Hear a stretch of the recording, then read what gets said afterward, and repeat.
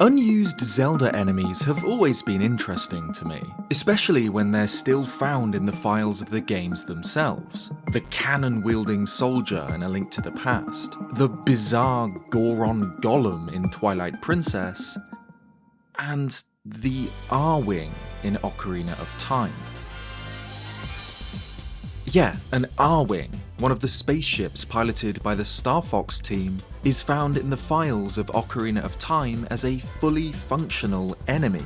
This isn't a ROM hack, this is actually vanilla Ocarina of Time version 1.2, and an Arwing is legitimately present in the game files themselves, as if a miniature version of Fox or Falco has mistaken Link for Andros. This has been relatively well-known trivia for years, but with Fox McCloud appearing in the newly released Super Mario Galaxy movie, I've been replaying the Star Fox games, and it reminded me of this interesting little detail in Ocarina of Time.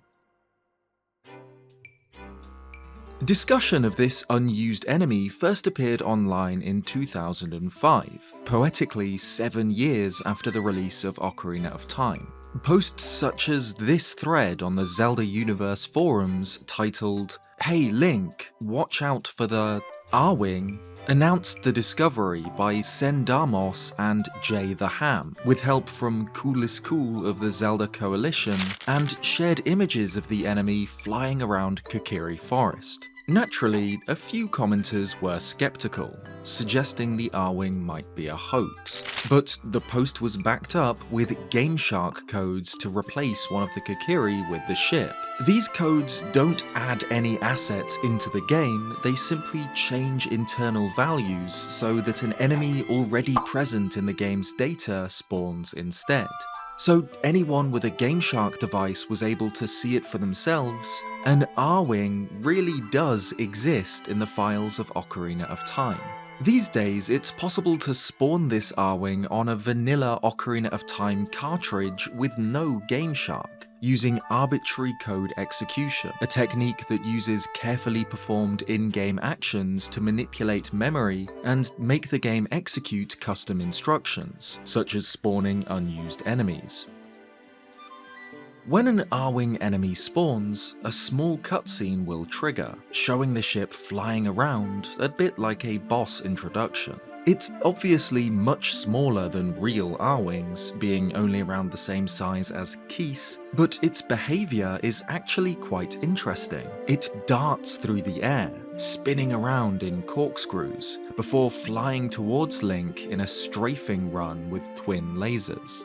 The Arwing can be Z-targeted like a normal enemy, though Navi offers no information about it. Its attacks deal a quarter of a heart of damage, but Link can fight back, using weapons like the slingshot or fairy bow at range, or curiously, some items like the boomerang or Deku Nuts for an instant kill. Interestingly, the Arwing has quite an elaborate death. It crashes to the ground and explodes into a cloud of fire that lingers for a few seconds. It even has its own sound effects. Sort of. They're taken from other parts of the game. Its lasers use the sound effects from reflecting Phantom Ganon's energy balls, and when it's shot down, it plays the sound a Dodongo makes when it inhales.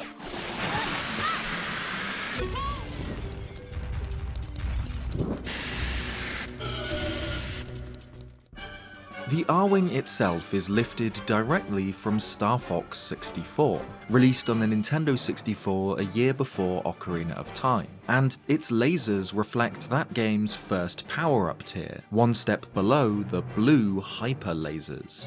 Star Fox 64 is essentially a spiritual remake of the first Star Fox game on the Super Nintendo, telling the same story of the invasion of the Lylat system by Andros, a megalomaniacal scientist, and the efforts of the Star Fox team to stop it. 4 mercenaries led by Fox himself. The Star Fox team operates from their mothership, the Great Fox, but does battle most frequently in their Arwings, solo craft designed for high-performance dogfights. The game itself is an on-rails shooter, where the Star Fox team fight their way across the Lylat system from Corneria to Andross's base on Venom. So it seemed really odd to find Arwings here in the game files for Ocarina of Time at all, let alone enemy Arwings. A forum user commented, "What's an Arwing doing in Ocarina of Time? What kind of Easter egg is that? And besides, why does it register as an enemy? Was it meant to be an enemy but was ultimately dropped because Nintendo decided it didn't fit into a Zelda game?" The user who started the thread, The Tej, replied with, "This is either A, an Easter egg, B, a board coder, or C, a test enemy. Let's face it, it's better than the keys." And though they wouldn't know it for years, their third guess was correct. In 2011, an Iwata Asks interview featuring Satoru Takezawa, who worked as the character designer for Ocarina of Time, and Kazuaki Morita, who worked on, among other things, the boss animations, revealed that the Arwing was actually used to animate Volvagia, the dragon boss of the Fire Temple. Takezawa mentions that Volvagia is a dragon, so it wriggles and undulates. "I only gave Morita-san the dragon model parts, but he set it in motion immediately. He was confused at first on how quickly Morita was able to animate his design, and so asked him to explain. He said it was the same as the programming for Star Fox 64. There's this scene where another fighter aircraft is tailing Arwing. This is likely referring to scenarios such as when Starwolf, a rival mercenary team in the employment of Andross, follow closely behind Fox's Arwing during all range mode dogfights."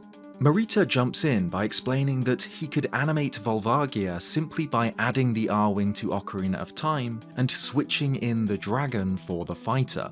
And when you look at the two side by side, you can picture it. The little cutscene that plays when an Arwing spawns closely matches Volvagia's own introduction, and the dragon flies through the air with each section of its serpentine body following the last, like they are spaceships tailing one another.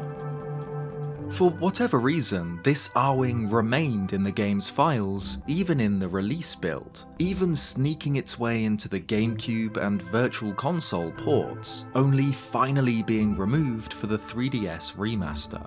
Though we know what it was used for and why it is here, questions remain.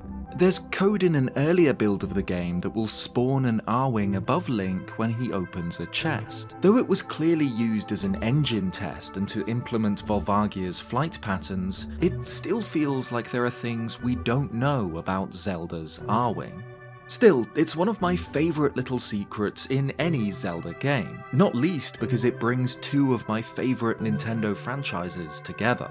Majora's Mask of course features the Keaton, Bremen, Dongero, Bunnyhood, and Mask of Scent together in a row on the Masks menu, most likely a nod to Fox, Falco, Slippy, Peppy, and Pigma, but that pales in comparison to a full-fledged Arwing enemy lurking in Ocarina of Time's code.